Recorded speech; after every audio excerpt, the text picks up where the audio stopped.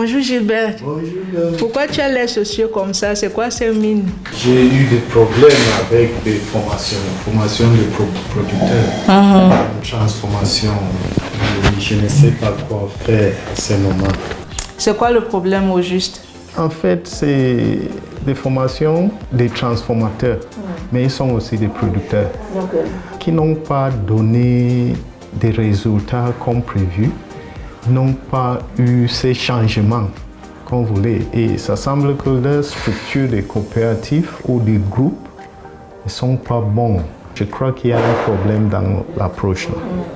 Nous, au sein du programme ProFE, on avait aussi les mêmes soucis. Et en collaboration avec le programme ABF, l'Agro Business Facility, on a adopté l'approche Processor Business School. Et ça a vraiment aidé les transformatrices PFNL dans la transformation, les bonnes pratiques de transformation, aussi l'entrepreneuriat et même quelques notions de base sur le changement climatique. J'ai besoin de plus d'informations sur ça. Je peux vous donner le contact de Dr Anne-Marie Maté. C'est elle responsable du programme ABF et c'est même elle qui a conçu cette approche. Merci.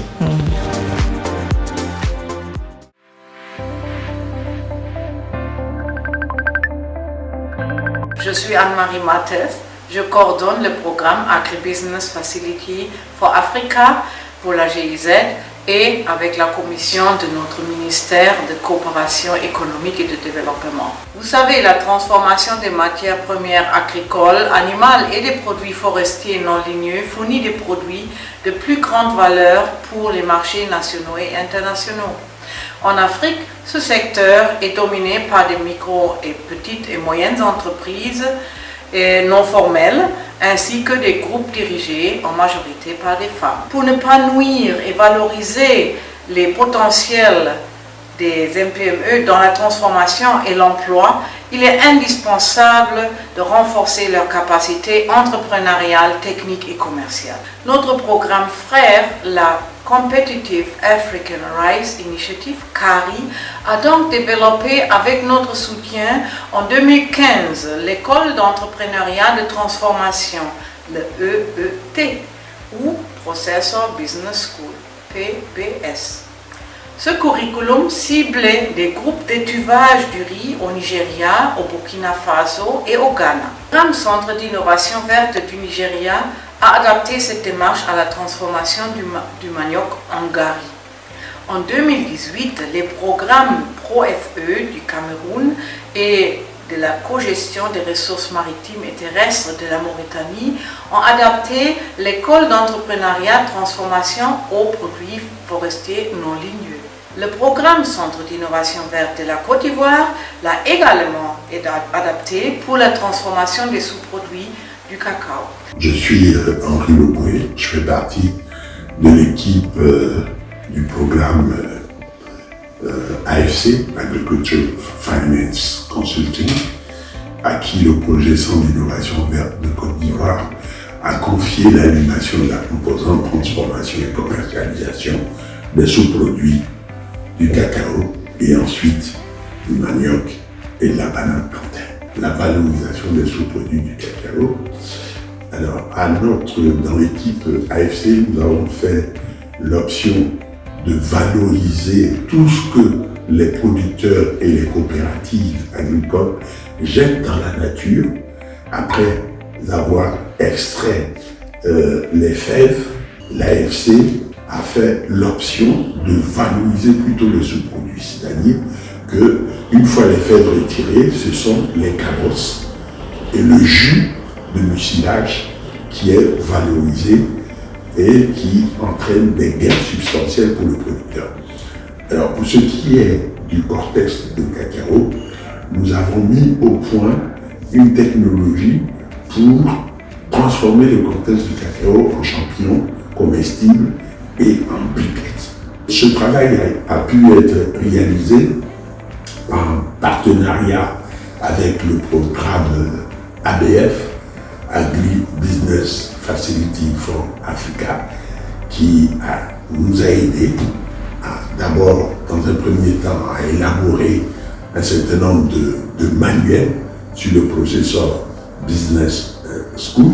Et nous avons donc, grâce à ce partenariat-là, élaboré des manuels et des supports didactiques qui aujourd'hui servent énormément à la promotion du PBS dans la filière agricole en Côte d'Ivoire. L'école d'entrepreneuriat de transformation a donc été conçue par la GIZ pour la promotion et la valorisation des produits transformés en se fondant sur les principes de l'approche FPS ou École d'entrepreneuriat agricole. L'école d'entrepreneuriat transformation renforce les transformateurs, femmes ou hommes comme entrepreneurs, qui valorisent les technologies et opportunités de marché pour plus de revenus. Merci. Mettez-moi en contact avec un maître formateur.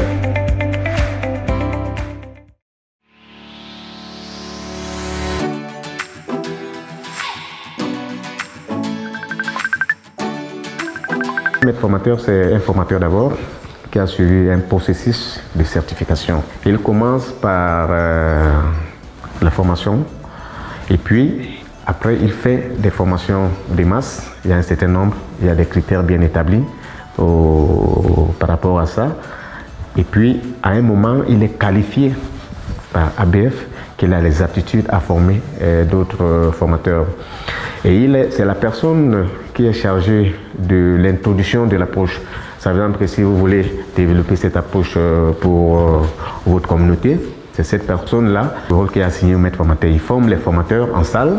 Après cette étape-là, on les laisse. Parce que c'est eux qui sont désormais chargés de former la cible. Ok, ça marche. Je vais planifier cela pour la descente sur le terrain.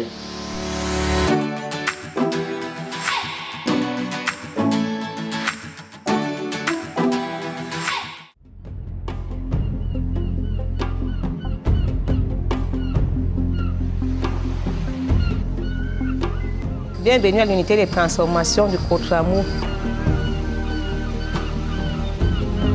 Cette unité sert presque 3 arrondissements. Nous avons les femmes qui viennent de Mindourou, de Messok, de Ngoela, même de Malaya, donc à la frontière de Lomé et Okadouma.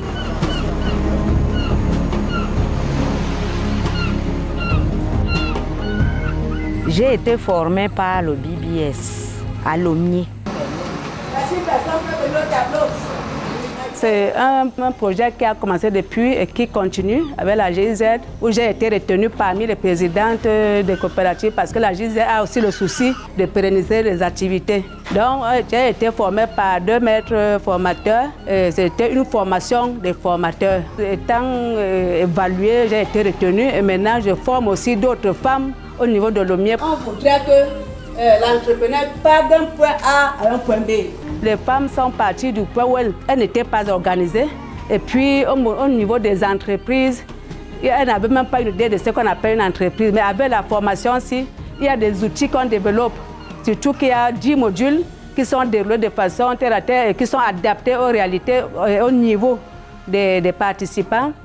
Surtout, donner d'abord l'espoir et le courage et l'assurance à la femme qui est devant nous, qui est collectrice, qu'elle est vraiment entrepreneur. C'est de là que tout part. Et dès qu'elle est entrepreneur, elle doit savoir comment maîtriser les coûts, comment est-ce qu'elle doit planifier les activités, parce que l'organisation veut dire aussi savoir planifier, savoir gérer les ressources en bourse, gérer l'argent, gérer le personnel. Et tout ça, c'est pour la recherche d'un bénéfice. Et les bénéfices, c'est pour améliorer leur niveau de vie au niveau des ménages.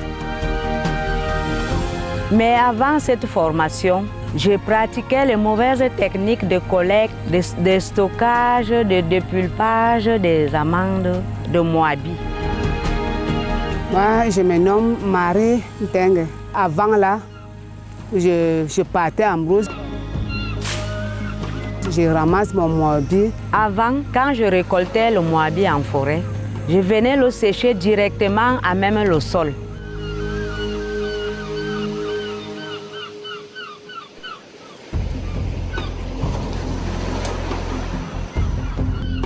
Et traditionnellement, quand il fallait presser, on mesurait dans un combo de 2 litres moyennant 1 kilogramme de moabi concassé. Mais quand on pressait traditionnellement, j'ai ressorti au moins un demi-litre d'huile et une huile qui n'était pas de bonne qualité et colorée. Je fais l'huile. Pour moi, là, je vendais ça comme ça. Là, si j'ai mes 300, ça me suffit. Je ne regarde pas si j'ai un capital ou bien si j'ai un bénéfice. Je divisais ça en deux. On mange, on vend. Donc, je ne regarde pas si j'ai un bénéfice ou pas.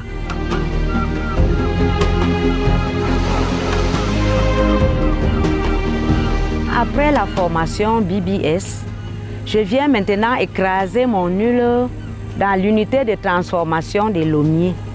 Et de là, la même mesure que j'ai utilisée traditionnellement me fait produire plus d'1 litre d'huile et une huile de bonne qualité. Et ce qui est aussi bien là, c'est que ça réduit le travail et c'est rapide. Et c'est cette huile qu'on vend plus cher et ça me permet d'avoir beaucoup d'argent afin de subvenir aux besoins de ma petite famille. Quand je vends maintenant là, je sais bien que si je vends 5 litres, j'ai au moins 1000 francs ou 1500 de bénéfices. J'épargne pour garder, pour attendre l'année prochaine. Il y a parfois même, on fait même les petites cotisations. Comme ça là, maintenant là, au moment là, on casse ça pour acheter nos matériels pour rentrer en bourse avec. Je dois aussi chercher à qui vendre et comment vendre. Ça m'a donné le courage, l'envie de le faire parce qu'on vendait comme ça. Donc il y a déjà un impact sur le terrain parce que les produits connaissent les prix, les méthodes où les revenus sont augmentés et ça permet à ce que la femme ait plus de revenus.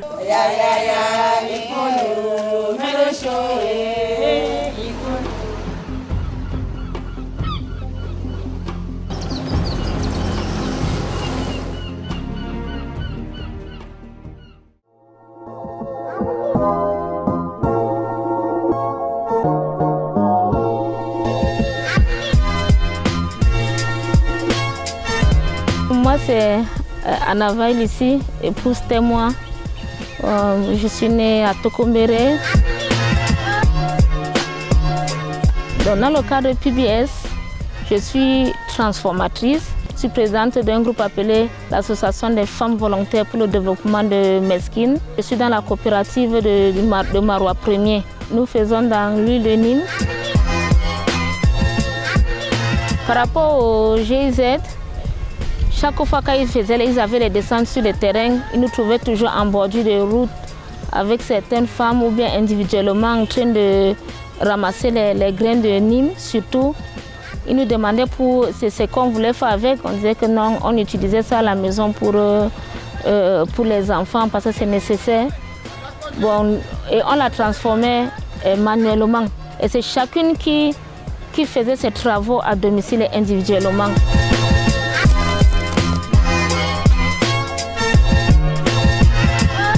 Quand on travaillait individuel, on ne mettait pas de sérieux dans ce qu'on faisait.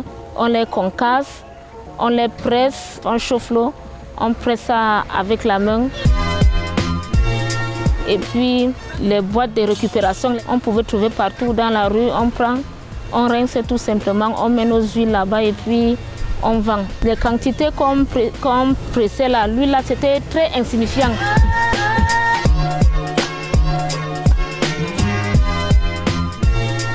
Je m'appelle Abraham Aoutaksa.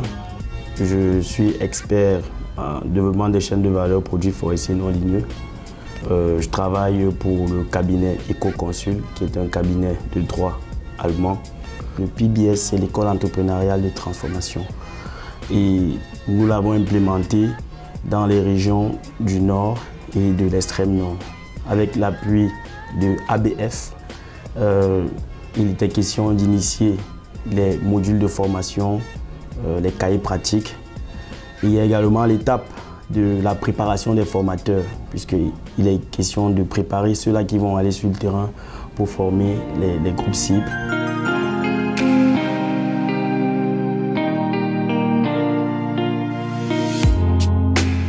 Bonjour. Bonjour. Merci. Je suis Bumbomdi Sylvestre, formateur. Les modules sont celle de faire intéresser d'abord l'apprenant à ce qu'il a commencé de faire et lui donner à comprendre que c'est lui qui va améliorer et il va plus vite que vous. Ça devient du donnant-donnant. Et la majorité des groupes, malgré leur niveau intellectuel, se retrouvent toujours dans cette approche. Et dans ces modules, il y a cette approche entrepreneuriale. Découvrir que je suis entrepreneur. Savoir les outils que j'utilise pour que mon entreprise continue. Et après cela, se poser la question, est-ce que je gagne? Est-ce que je perds? C'est les calculs. D'accord, je gagne. Mais si je gagne, est-ce qu'il n'y a pas une façon de faire autrement pour gagner plus? Et dans cette façon de faire autrement, est-ce que je dois travailler seul? Je dois travailler avec les autres pour gagner plus. Et si je travaille avec les autres, quelles sont les techniques, quelles sont les approches pour non seulement acheter ensemble, mais aussi vendre ensemble? Et maintenant, je fais tout ce travail pour qui? Pour la famille, il faut bien manger. Beaucoup de choses ont changé. Même le niveau de vie des femmes ont changé. Même dans notre façon de faire, dans notre façon de travailler. Alors qu'actuellement, là, quand nous avons nos graines, on apporte tout simplement à la fédération, on a une concasseuse, on a une vanneuse. Quand on finit de concasser, on vanne. Et puis l'unité de presse est là, on amène seulement, on dépose pour avoir notre huile. Étant donné que les tâches sont de partager, on dépense peu et on a une huile de qualité. Actuellement, il y a les bouteilles prévues pour ça. Nous les conditionnons et puis nous les étiquetons.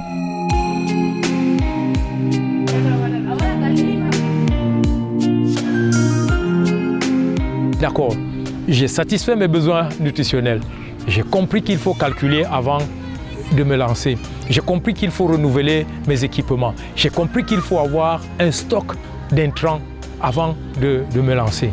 Mais maintenant, je choisis quelle stratégie je choisis pour être opérationnel, efficace et rentable. Voilà les différents modules. Ils sont au nombre de 10. On va chauffer feu! Merci. Le changement est visible. La majorité des femmes qui se retrouvaient sur le champ de transformation traditionnel, je pourrais dire ainsi, migrent progressivement vers les pratiques les plus améliorées et également les technologies appropriées pour les extractions des huiles dans lesquelles elles s'investissent dans leur activité. Depuis la formation de PBS, nous ne sommes jamais retrouvés dans moins. Donc on a toujours les bénéfices. Et là, on parvient déjà à épargner. Oui. Avant, il n'y avait pas moyen d'épargner. Il y a aussi une caisse d'amortissement qu'on a mis de côté pour remplacer les matériels usés. Et étant donné que nous sommes une entreprise, nous devons bien faire et puis nous devons faire en sorte que notre activité soit continuelle. C'est même très enthousiaste pour certaines de se retrouver quand on parle de formation PBS. Et ça se voit sur le terrain, Et on voit au niveau de la collecte des changements opérés, on voit de plus en plus des huiles qui sont conditionnées. On retrouve des coopératives avec ce ne sont plus des paperasses, mais avec des carnets de bord, de la comptabilité simplifiée qui est faite. Donc je pense progressivement que cette approche va permettre aux groupes de devenir des entreprenantes. C'est une approche qui peut s'adapter dans tout secteur d'activité. Et avec les améliorations qui ont été apportées, les techniques améliorées, l'introduction des presses, l'introduction des outils pour réduire la pénibilité du travail, nous sommes dans un secteur dont la portée est très grande. Ces formations sont modulables, adaptables à différentes activités génératrices de revenus. Disons, déjà au niveau de l'environnement, on a vu qu'on est parti pas seulement de la collecte de graines, mais on est allé en arrière, on plante des arbres pour avoir le potentiel, pour garantir le potentiel. Les autres activités économiques sont adaptées, ces outils, pour le développement entrepreneurial dans ces différents secteurs. Et je peux vous le garantir, que ce soit dans l'élevage, on va toujours vous regarder les intrants, les équipements, la main-d'œuvre. Et on va regarder qu'est-ce que je gagne, est-ce que je perds, quelle stratégie je développe pour gagner plus. Et donc c'est modulable, c'est adaptable dans tous les secteurs.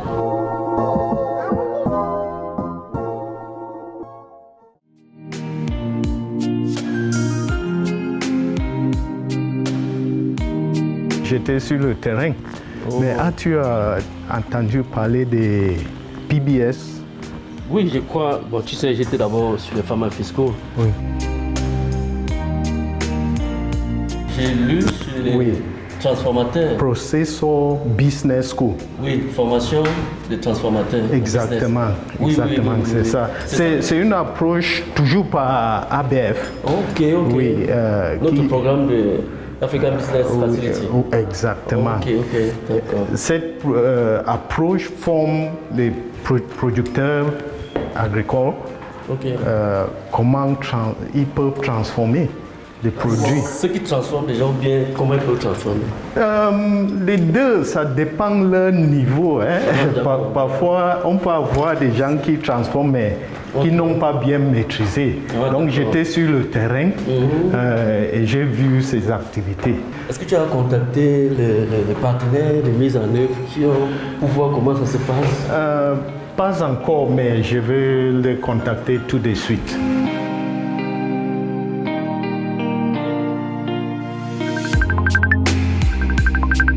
Viens vers vous afin de m'enquérir de vos expériences de PBS. Merci de me donner la possibilité de vous parler de la genèse du PBS dans le contexte du Competitive African Rice Initiative ou l'initiative compétitive de production de riz africaine, le CARI. Le PBS a permis d'améliorer le revenu de transformatrices de riz au nord du Ghana, le Nigeria et au Burkina Faso. À partir de 2015, le CARI a contribué à promouvoir le tubage du riz produit localement. Cette activité est principalement accomplie par des femmes dans les zones rurales. Il a été constaté que les procédures appliquées pourront être améliorées et les investissements sont nécessaires pour réduire la charge et l'ardeur de travail des femmes. En effet, l'élaboration des premiers modules technico-économiques a commencé avec les collègues du ProAgri au nord du Bénin. L'adaptation du PBS aux différents contextes a permis de gagner en expérience à une plus grande échelle dans plusieurs pays. L'introduction du PBS dans le contexte du Cameroun, par exemple pour la transformation de produits forestiers non ligneux, a été beaucoup plus facile car la méthodologie a été déjà connue. Oui, vos expériences de PBS sont intéressantes. J'ai envie de me lancer. Quelle est la démarche d'introduction de cette approche?